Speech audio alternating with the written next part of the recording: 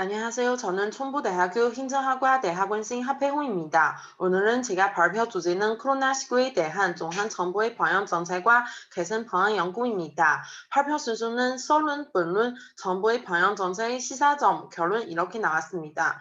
먼저 배경으로 소개하겠습니다. 2019년 12월 중국 우한의 새로운 바이러스가 처음으로 환진 보고자가 있었습니다. 한 달도 안 되고 한국, 일본, 대구 등 아시아 국가들이 잇따라 확진자가 나왔습니다. 그 이후 2달도 안 되고 185개국 코로나19 환진 환자가 잇따라 발생하였습니다.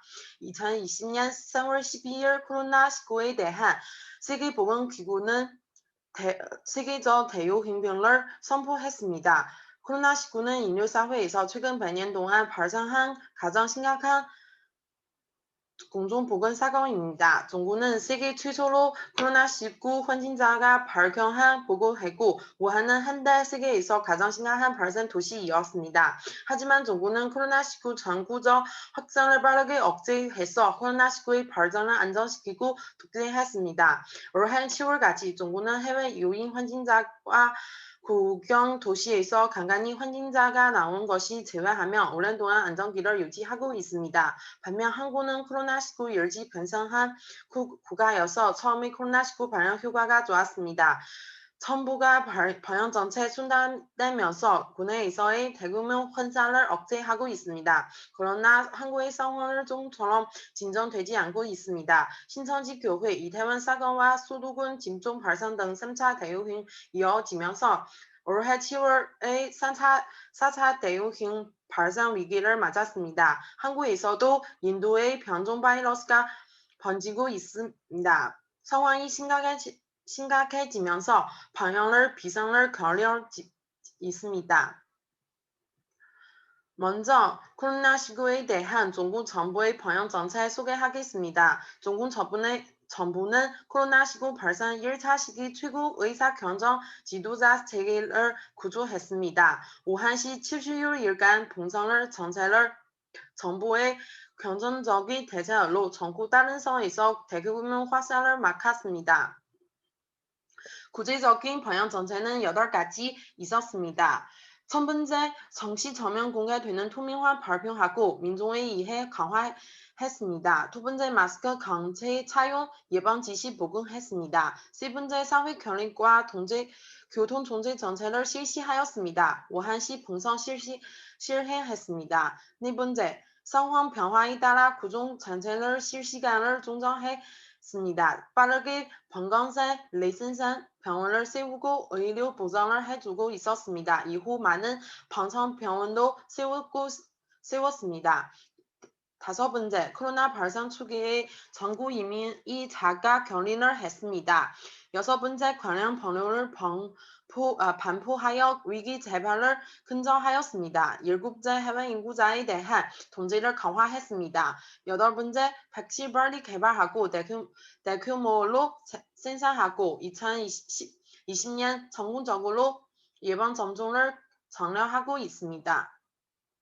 코로나19 우한시에서 감사 슬로건 포발을 이유는 정부 공시가 제대로 이루어지지 않고 관리가 제대로 안 되고 과 상당 부분 관련이 있기 때문이다. 동시에 중국 감염병 퇴치 관련 제도가 운영 중 경함을 드러냈습니다. 초기 우한시 최소 4차례의 초기 경보 기회 놓쳤습니다. 따라서 중국의 현재 코로나19 상황을 잘 통제하고 안정화시키고 있지만 초기 경보 제재를 강화하고 전염병 예방 제재도 정비하고 기천 부분과 중앙정부의 협동 자원을 강화해야 합니다. 또 전염병에 관한 법률 건설을 강화해야 합니다.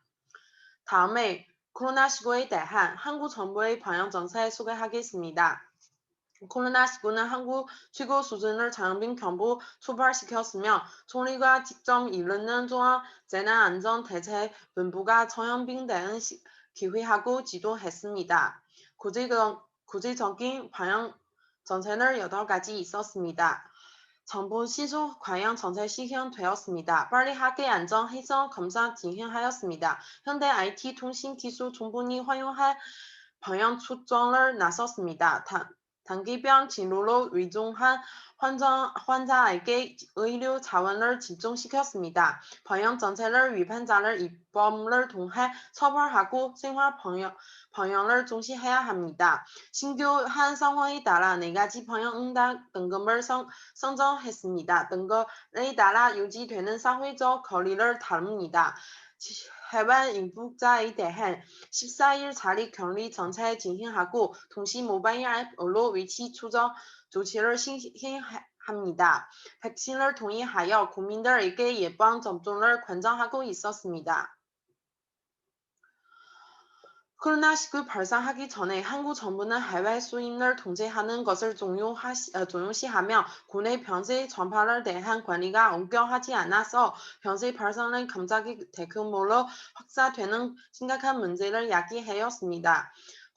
후반기 정부는 경제에 미칠 타격을 고려해 방역 제도를 맞은 것을 고려 메울 수밖에 없었습니다. 방역 교실의 가정 구멍이 뚫려 바이러스 전파를 완전히 차단할 수 없습니다. 사람들이 이런 방역 교칙을 지켰지만 방역 효과가 완전히 나타날 수 없습니다. 개선 방안은 3가지 있었습니다.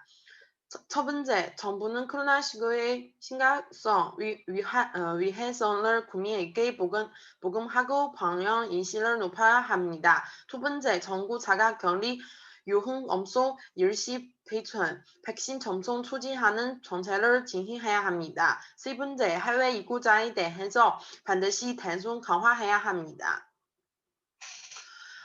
가구 정부 코로나19 방역 정책에 대한 시사점 8가지 있었습니다.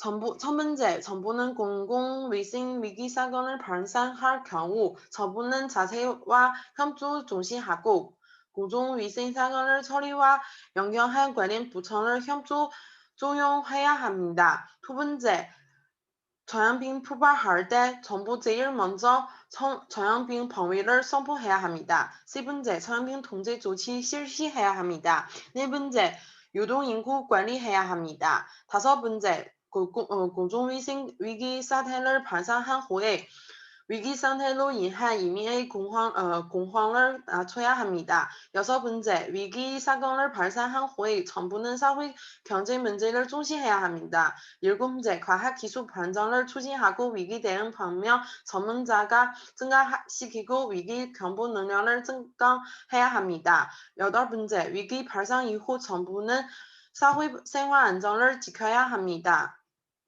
이상 분석하고 이런 다음과 결론을 나왔습니다. 최소 분파기부터 현재 안정기까지 중국 정부는 이번 코로나19에 많은 노력했습니다. 그리고 한국 상황이 심각해지고 정부 방향이 어려워지고 있지만 한국 정부는 노력을 무시할 수 없습니다. 비록 코로나19에 완전히 해결되지 않았지만 효과적으로 환상을 억제할 수 있는 능력이 있습니다. 정부가 신속하고 정확한 방역 정책을 가지고 있어야 코로나19처럼 전염병 위기가 올 때 이민의 생명과 재산을 손실을 최소화할 수 있고 동시에 위기로 인한 부정적인 영향도 줄일 수 있습니다.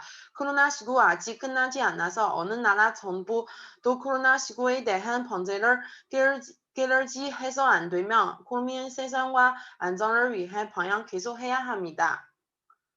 발표 끝났습니다. 이상입니다. 감사합니다.